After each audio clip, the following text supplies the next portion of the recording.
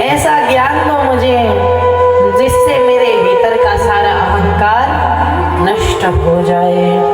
तो 8 अध्यायों में कपिलाष्टाध्यायी कहते इन अध्यायों को। यहाँ पर भगवान ने सांख्य योग का बड़ा अद्भुत उदाहरण दिया है। माँ, अगर आप अपूर्ण से जुड़कर पूर्णता का अनुभव करना चाहती है तो कभी नहीं होने वाला। अगर पूर्ण का अनुभव करना है तो पूर्ण भगवान से मिलिए।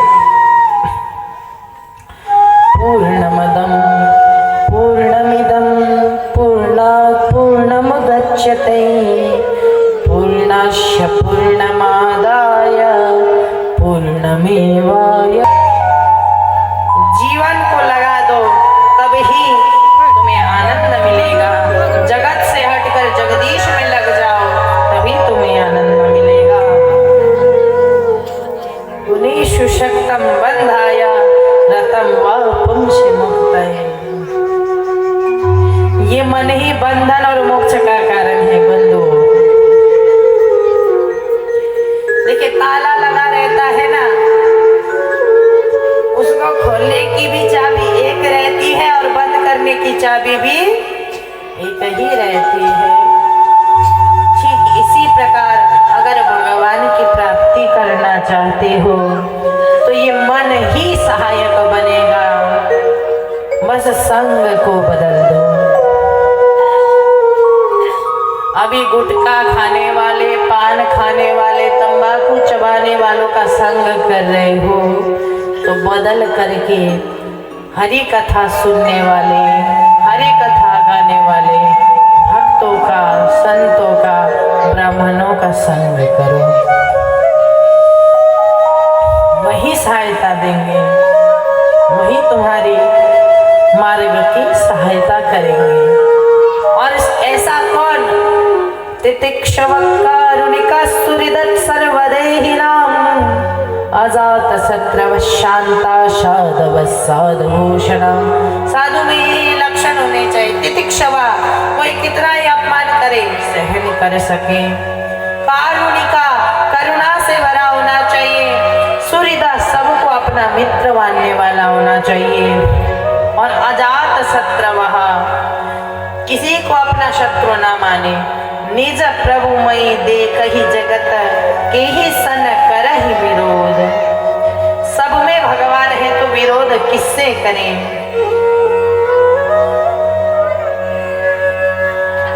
अब हमारा हाथ में घाव हो गया तो हम इस शरीर को जहर खा के मारने वाले हैं? थोड़ी ना मारेंगे। छोटा सा ऑपरेशन करके उंगली निकाल के फेंक देंगे, पर जीवित तो रहेंगे। ठीक इसी प्रकार अगर यहाँ कहीं पर दुर्वासनाएं दिखती हो, दुर्वासना को फेंक दो, पर सारे जगत को परमात्मा का रूप मानो। कपिल भगवान कहते हैं ऐसे संतों की शरण में रहने से सताम प्रसंगान मम वीर्य संविदो भवन्ति हतकर्ण रसायना कथा तज्जोषणाद पार्श्वगरमत्मनि श्रद्धामृति भक्त कर्मनुष्ठितः। ऐसे संतों के शरण से भगवान में मन लगेगा, उनके चरण कमलों में मन लगेगा। और जब उनके चरण कमलों में मन लगेगा तो सदा सर्वदा के लिए इस जन्म मृत्यु के चक्कर से मुक्ति मिल जाएगी। अब हम जैसे तुच्छ जीव के पास तो कोई ऐसी सिद्धि नहीं है, हम सीधे भगवान के चरणों का ध्यान करें। एक भक्तमान जी में भगवान के चरण चिन्हों का वर्णन किया है। रोज इसको जो याद करे उसे भगवान के चरणों में प्रीति हो जाती है। क्या कहते हैं? चरण चिन्ह रघुवीर के संतन सदा सहायका अंकुश अंबर कुलिश कमल जव पज धेनु पदा। चरण चिन्ह रघुवीर के संतन सदा सहायका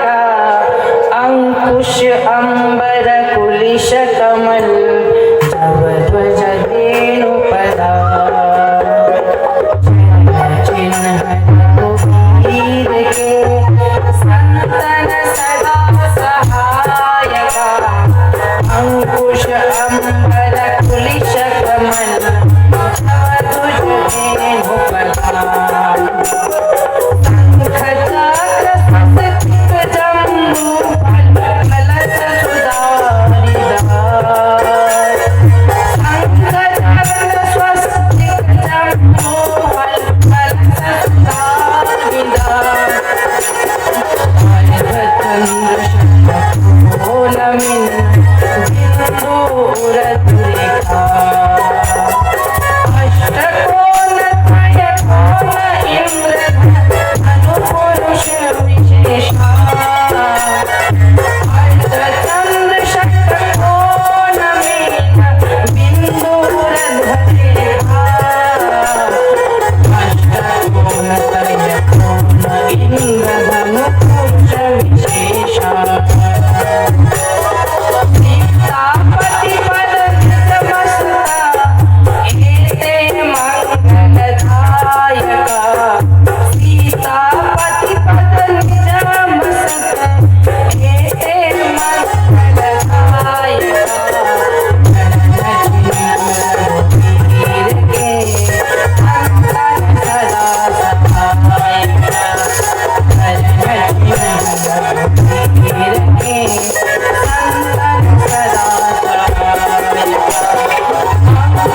अंकुश अंबर कुलिश कमल जब तुझ धेनु प्रधान अंकुश अंबर कुलिश कमल जब तुझ धेनु प्रधान जनन वीर के संतन सदा सहायका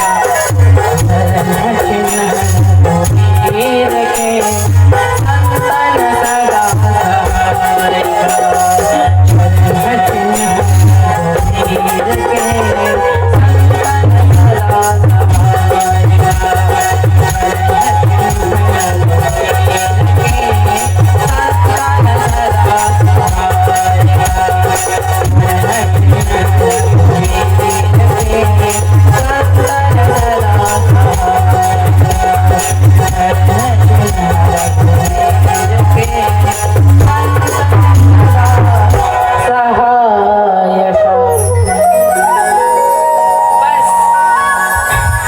अंकुश अंबर कुलिश कमल जब ध्वज धेनु पदा चरण चिन्ह रघुवीर के संतन सदा सहायका। भगवान के चरणों में एक अंकुश, मछली को फांसने वाला कांटा रहता ना, वैसा अंकुश है भगवान के चरणों में। जो भगवान के चरणों का ध्यान करता है, भगवान के चरणों में पड़ा अंकुश भक्त के मन को खींच लेता है। अब माता देवहूति प्रश्न करती है, बेटा भक्त कितने प्रकार के होते हैं?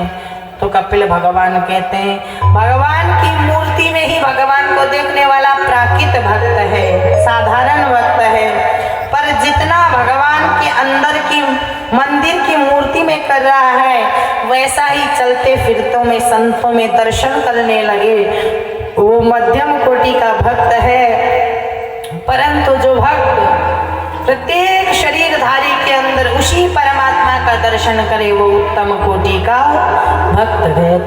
अहम सर्वेषु भूतेषु भूतात्मा अवस्थितः सदा तमज्ञायं मां मर्त्य कुरुते चान विडम्बनम्।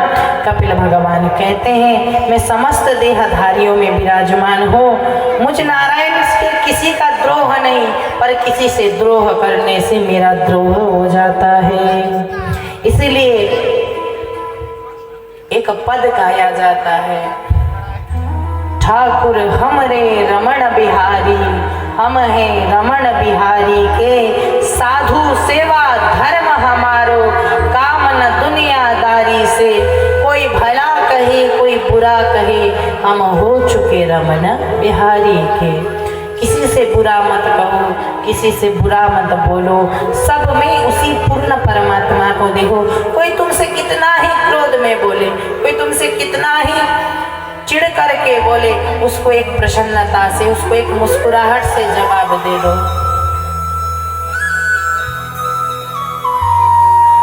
हंसी होता है ना, सबसे बड़ा मेकअप रहता है। आजकल माताएं चेहरों पर 1 किलो मेकअप तो चढ़ा देती है, पर मुंह में हंसी नहीं रहता है, कोई फायदा नहीं होता। कितना ही मेकअप डाल लो पर चेहरे में मुस्कुराहट नहीं है तो कोई फायदा होने वाला नहीं है। पर तुम मेकअप मत करो, क्रीम मत लगाओ, कुछ भी मत लगाओ, पर चेहरे पे एक प्यारी सी मुस्कान रखो।